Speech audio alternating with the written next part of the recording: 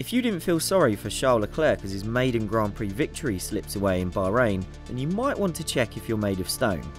Surely even Lewis Hamilton's biggest supporters would have felt a bit sorry for Ferrari's new star, who dominated the race until an engine problem struck in the closing stages. Leclerc's heartbreak brought back memories of other drivers who lost out on maiden wins, and there are a surprising number of similar stories through F1 history. Given it's surely only a matter of time before Leclerc stands on the top step of the podium for the first time, we've focused here on drivers who did eventually go on to become Grand Prix winners, with the exception of the first entry on our list. Number 9. Mika Häkkinen, Germany 1999.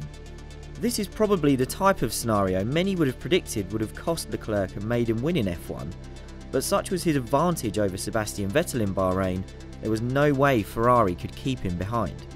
But that wasn't the case in '99, when Mika Häkkinen was filling in for the injured Michael Schumacher and had to give way to Eddie Irvine in the German Grand Prix. Häkkinen ran ahead of Irvine for much of the race and inherited the lead when Mika Häkkinen suffered a slow pit stop.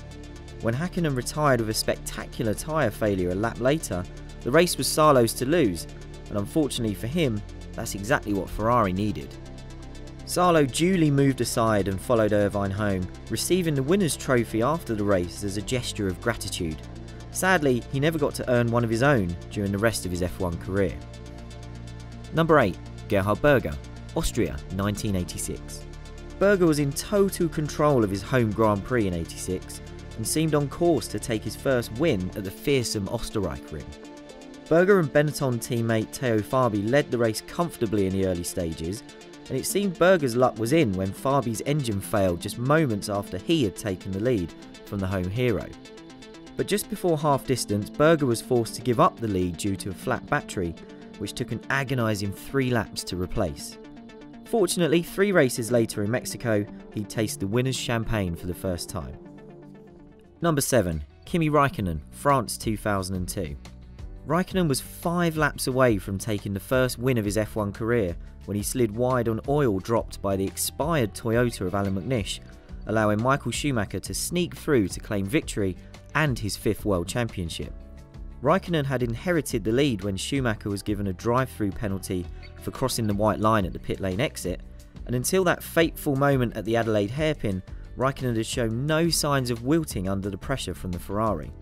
In what would become typical Räikkönen fashion, he summed the situation up as his best ever result and worst ever race, and said it was his mistake, even though no oil flags were being shown when he reached the corner.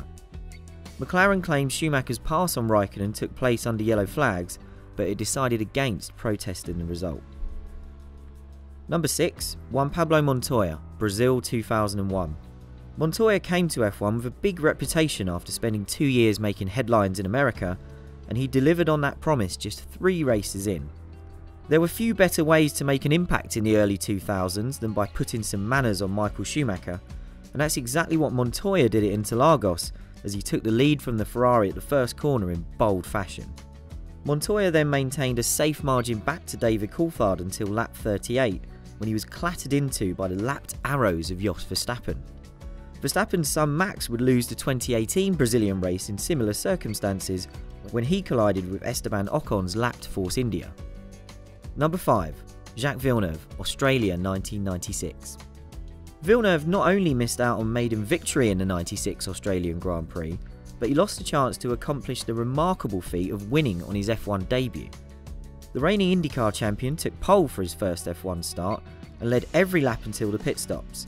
He then fought off Damon Hill as they raced side by side after their stops and appeared once again to have everything in hand. However, an oil leak, which is often incorrectly believed to have been caused by Villeneuve's trip through the grass on lap 34, became critical in the closing stages, and with 5 laps to go, Villeneuve was ordered to slow down or risk not finishing at all. Hill duly went by, and Villeneuve cruised home nearly 40 seconds adrift by the checkered flag. Number 4. Mika Häkkinen, twice in 1997. Häkkinen came within 7 laps of his first F1 win at Silverstone when, in classic understated Finnish fashion, he said his engine decided not to continue. Häkkinen was leading a thrilling chase against Jacques Villeneuve, who was recovering from a slow pit stop earlier in the race, but we were robbed of a grandstand finish between the two when the Mercedes engine let go. Things were looking much more straightforward later that year at the Nürburgring, with Häkkinen and David Coulthard holding a comfortable 1-2 for McLaren on home soil for Mercedes, but disaster struck again as both retired a lap apart when Häkkinen seemed to have the race in the bag. Eventually, with some help from Coulthard and even the title chase in Villeneuve, Häkkinen broke his duck in the eventful 97 finale at Jerez. Number 3. Damon Hill, back-to-back in 1993. Hill places so highly on our list because he lost 2 races in a row in the summer of 93 and then followed those heartbreaks up by winning 3 on the bounce. The first near miss came on home soil at Silverstone. Hill led every lap as a fierce battle between Ayrton Senna, Alain Prost and Michael Schumacher raged behind him, and after a safety car period he again started to pull away from Prost until his engine let go, to the despair of the home crowd 18 laps from the end. 2 weeks later he was dominating the German Grand Prix when his tyre exploded on the penultimate lap, which Hill said felt 1,000,000 times worse than his home heartbreak at Silverstone. Fortunately, he got his payback in the next 3 races, taking the spoils in Hungary, Belgium and Italy. Number 2. Ralf Schumacher and Giancarlo Fisichella, Europe 1999. The 99 European Grand Prix will forever be famous for Jackie Stewart's team taking its only victory on a dramatic wet-dry afternoon at the Nürburgring. But before Johnny Herbert came through to take the final win of his F1 career, 2 drivers lost the chance at their first win within a lap of each other. Giancarlo Fisichella was heartbroken when he spun out the lead on lap 48, putting Ralf Schumacher's Williams out front, but at the start of the following lap Schumacher suffered a right rear puncture, agonisingly limping back to the pits and handing the lead to Herbert. Number 1. Riccardo Patrese and Patrick Depailler, South Africa 1978. In just his 11th F1 start, Patrese was running away with the South African Grand Prix for the brand new Arrows team, which was making just its 2nd F1 appearance. Patrese assumed the lead as the main challengers fell by the wayside, having clung to the coattails of the leaders in the early stages. Once out front he seemed untouchable, building a lead until his engine went bang with 15 laps to go. But that's not the end of this story. As Patrese returned to the pits in tears, Depailler was now on course to take his first win. But the Tyrrell also ran into trouble. A gearbox oil leak was sending smoke into the air, but that wasn't going to stop the car before the checkered flag, and the real drama came 6 laps from the end when Depailler's car was struggling with fuel pickup. Ronnie Peterson's Lotus had caught Depailler by the final lap, and after they banged wheels with just a few corners to go, Peterson won the dash to the finish line by just 0.4 of a second. Depailler would take his first win just 2 races later in Monaco, while Patrese would have to wait 4 years to get his maiden victory, also on the streets of the Principality.